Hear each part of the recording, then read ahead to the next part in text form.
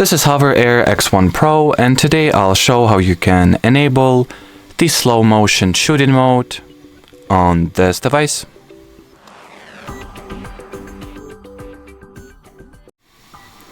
So to start, pick up your mobile phone and launch the HOVERAir X1 application. Now, of course, make sure that your drone is connected to it. Then inside the app, select the Hover tab or the Hover section and go into the Smart Preview, or to put it simply, into the manual flight controls. Now, of course, you'll need to make sure that you are in the video shooting mode here, that the video shooting mode is selected, and then open settings.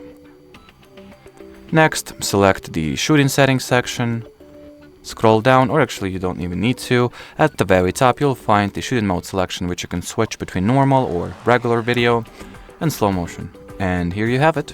Once the slow motion is selected, you can, of course, modify the resolution rate, the FPS, and other shooting preferences as well.